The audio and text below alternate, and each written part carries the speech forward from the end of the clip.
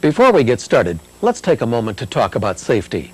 Although most professional concrete workers have never had any problems, wet concrete can cause chemical burns in some circumstances.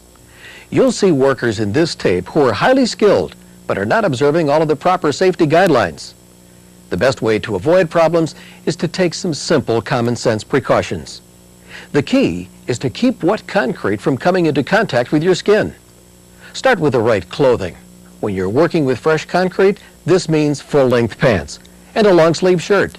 And don't roll the sleeves up. Use waterproof gloves and rubber boots high enough to keep the concrete out.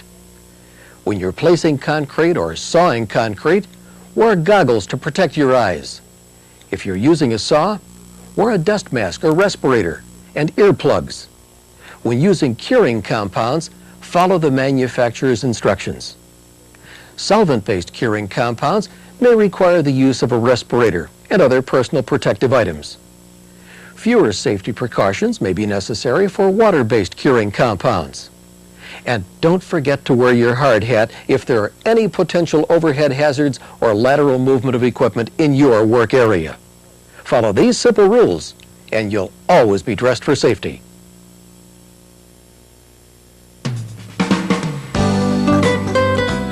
Joints are a very important and necessary part of any concrete slab work.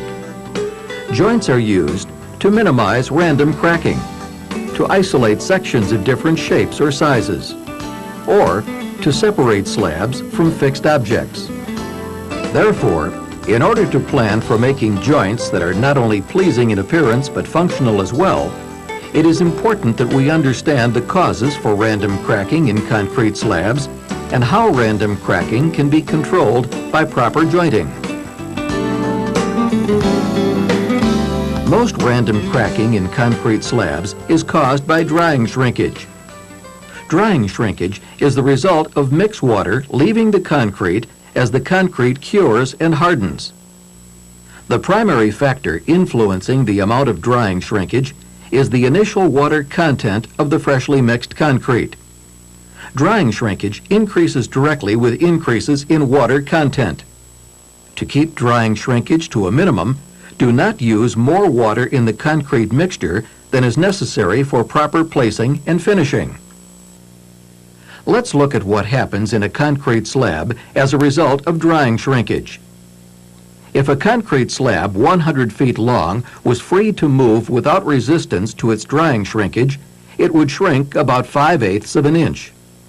We know, however, that the movement of a concrete slab is resisted by the ground it is placed on, and it is this resistance to drying shrinkage movement that causes the concrete to crack.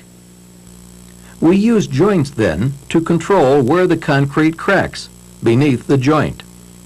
There are three categories of joints that can be used to control cracking.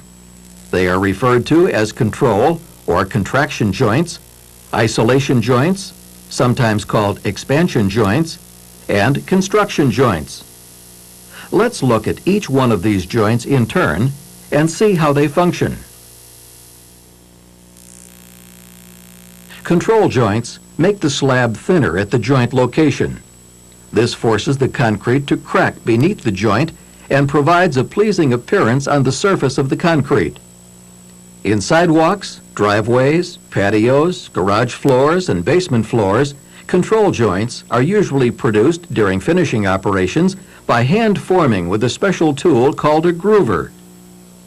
Control joints can also be produced by sawing a groove into the concrete as soon as the concrete has hardened sufficiently to prevent aggregates from being dislodged by the saw, usually within 4 to 12 hours after the concrete hardens. If sawing is delayed too long, the concrete may crack before it is sawed, or cracks may develop ahead of the blade during sawing. As a safety precaution, wear goggles, a dust mask or respirator, and earplugs when sawing concrete. Regardless of the method used, to be effective, the depth of the joint must be at least 1/4 the slab thickness. Unfortunately, there are no calculations that can be used to predict the precise location or spacing required to control cracking. There are general guidelines, however, and if followed, They are usually sufficient to control cracking. In narrow slabs, such as sidewalks, joint spacing is short, usually equal to the width of the slab in order to keep panels as nearly square as possible. A 1 1/2 to 1 panel is permissible, however. Spacing of joints in patios should not exceed 10 feet in either direction. Sidewalks, driveways, and garage slabs wider than about 10 to 12 feet usually will require a longitudinal center joint to prevent random cracking. Transverse joints would then be spaced at regular intervals in order to provide nearly square panel shapes. Longitudinal center joints and transverse joints should also be used in basement floor slabs to prevent random cracking. In general, all control joints should be continuous across the slab. If staggered or offset, the joint will induce random cracking in the adjoining panel. Control joints should also form right angles with slab edges whenever possible. This will prevent cracking at narrow sections where joints make sharp angles with slab edges. The use of welded wire fabric, sometimes called wire mesh, is usually not required when properly spaced control joints are used to control cracking in concrete flatwork. When wire mesh is used, its function is to keep random cracks tightly closed after they form. Isolation joints separate a slab from other parts of a structure and permit horizontal and vertical movement of the slab. They should be used wherever a sidewalk, driveway, patio, or garage slab abuts a building or fixed object, around box outs for manholes, and where slabs of different width or thickness meet. Isolation joints should also be used around the perimeter of a basement floor to isolate it from the foundation wall, and around any column or object that penetrates the floor. Isolation joints can be produced by inserting a joint filler material before or during concreting operations. Filler material can be as thin as 1/4 inch or less, but 1/2 inch filler is commonly used. Care should be taken during construction to assure that the filler material extends the full depth and width of the slab in order to provide complete isolation. A joint that provides only partial isolation will not function properly. Construction joints provide a transition between one day's work and the next. Construction joints in sidewalks, driveways, and patio slabs are usually designed and built to function as control or isolation joints. There are times, however, when tied construction joints are used to prevent differential movement, such as when redwood forms, left in place for architectural effect, divide a patio slab into smaller units.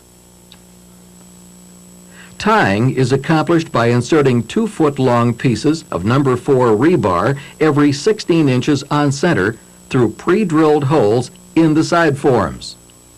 The rebar must be clean of all oil, mill scale, and rust, and be installed parallel to the top surface of the slab. Remember, random cracking in most concrete slabs can be prevented by carefully planning the types of joints and joint locations required to accommodate the shrinkage changes that occur in concrete.